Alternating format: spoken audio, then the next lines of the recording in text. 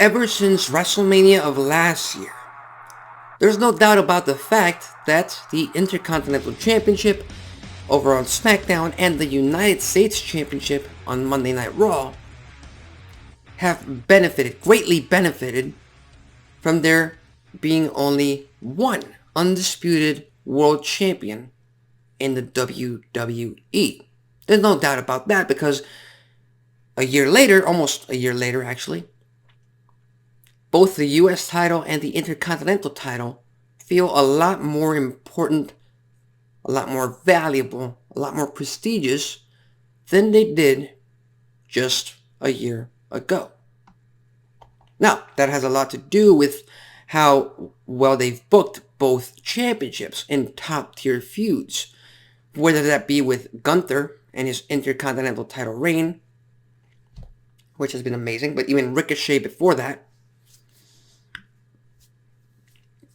or you could have Austin Theory, Bobby Lashley, and Seth Rollins currently with the US title feud that they've been having for the past 3 to 4 months. And I've said this on this channel multiple times. I believe that the current US title feud, or the most recent US title feud between Rollins, Lashley, and Theory for the US title should have actually been for the WWE Championship, because I'm a firm believer that Raw and SmackDown and the WWE in general needs to have two world champions, two different world champions. Each show deserves their own world champion. Because it doesn't matter how far or how much actually you want to push those titles as being top tier championships in WWE. And they are. They're very prestigious. They're very important. But there is no doubt that they are still mid-card championships. And that's been the case since the year 2000, 2001, 2002. Since they introduced the possibility of two world champions. Now, we have the Elimination Chamber match heading into the pay-per-view next Saturday night, where Austin Theory is set to defend the title in the chamber itself. And there's nothing wrong with that. It's a good match. It's very important. It's not the first time that's happened. We got it back in 2015 with the Intercontinental Championship as well, when we also only had the one WWE World Heavyweight Championship. And back then, I also stood my ground. WWE needs two world champions, and I get this fact that everyone loves the idea of one world champion, but it's just not practical in WWE anymore. Both Raw and SmackDown are too big of a shows to just have one traveling world champion between both shows. It's just that simple. And I think that that's something that WWE is going to have to fix and modify very, very soon, because interest might go down once again after WrestleMania season. It has to. That's how seasons work. That's how sports work in general. You have the 6-month season, you crown a champion, then you have 6 months off, and then you bring it all back up again, and you build towards the next big Super Bowl. Except WWE doesn't really have an off season, so you have to continuously be doing that every single week, every single month. And for that, on Raw and SmackDown, you need a champion that shows up, a world champion that shows up.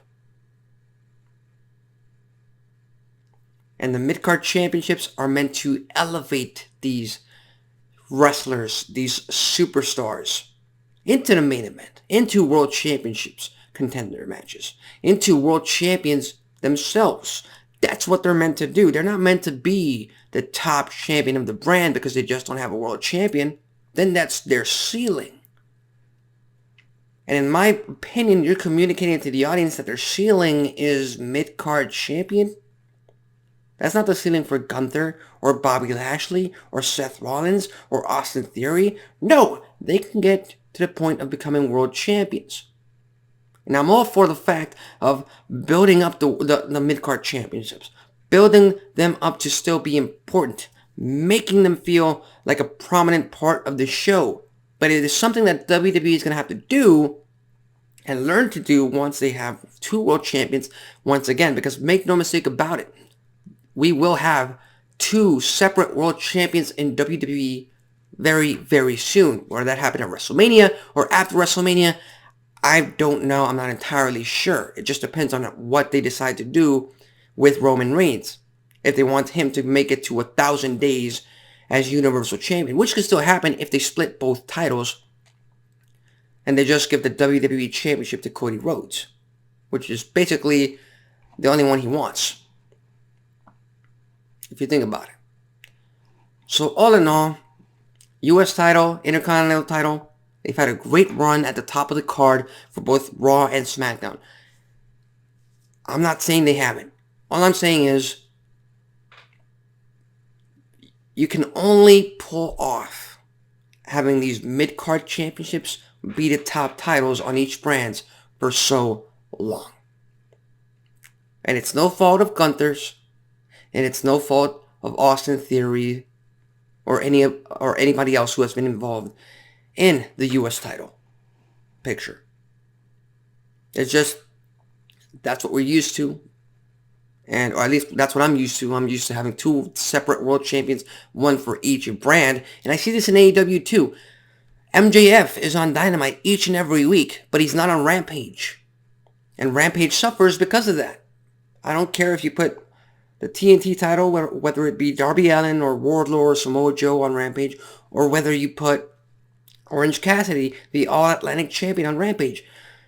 They're still mid-card championships. They're not the world championship for the show.